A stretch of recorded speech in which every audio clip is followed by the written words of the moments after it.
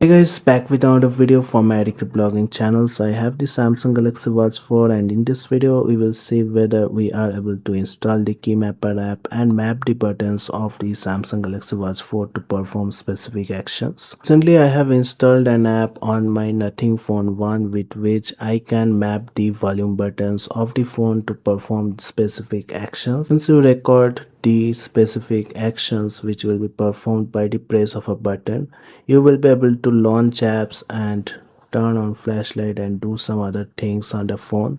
And definitely we will try to install this on the Samsung Galaxy Watch 4 as well and see whether it is able to perform the specific actions with the buttons in the watch. So as always, this will be a sick video guys, and if you are taking to say, don't forget to like and subscribe to my channel and hit that bell notification up because I will be making more videos like this. So to do this, you need to install the Bugjagger app, and the Bugjagger app is available in the Play Store.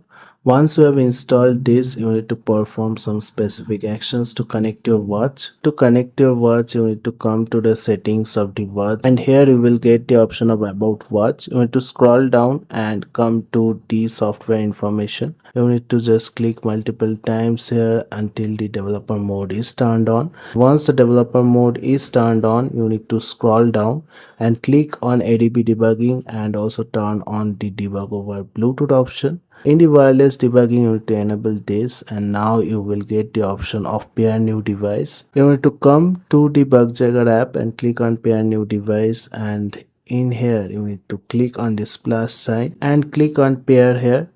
Once you click on pair, you need to give the pairing code in here. Once you give the pairing code, you will be able to see the port number will be automatically coming, and you need to just click on the pair option, and it will take some time to successfully connect to the watch. And once it is successfully connected, you need to just click on connect.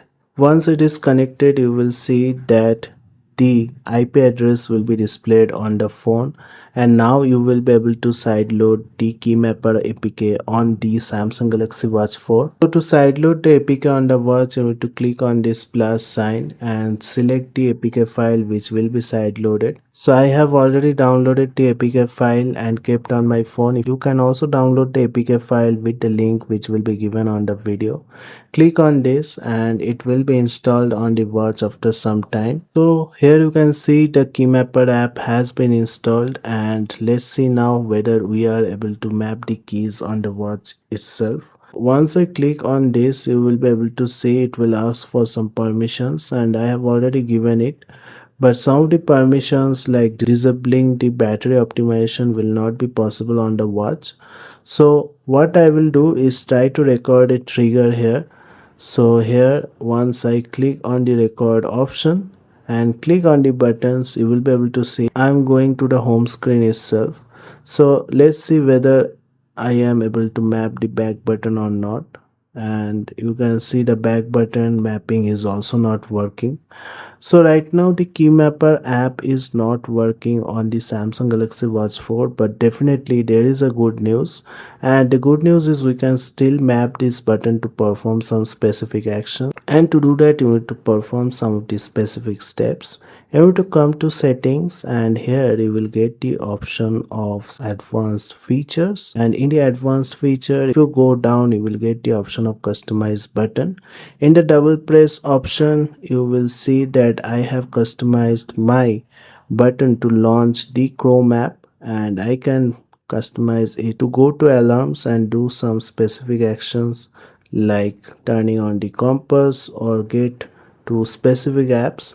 So let's select the Chrome only which is there and see whether it is able to launch the Chrome. And there is a press and hold option also, and if I click on press and hold, I can configure it to launch Assistant or Bixby.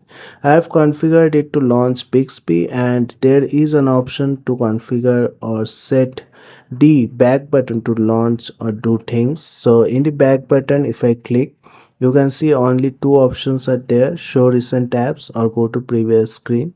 I will click on show recent tabs and let's see whether it is working or not. I will come to home screen and double click the home key, and you can see that it is launching the Chrome directly on the watch. And now if I want to press and hold, you will see that it will launch the Bixby, as I have configured it to launch the Bixby here. So it is working fine. And what about the back button?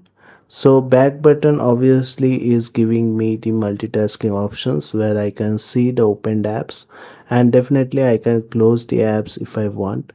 Also, if I want to press and hold the back button, we all know it will launch the Samsung Pay, which is the proprietary payment feature for the Samsung Galaxy Watch 4.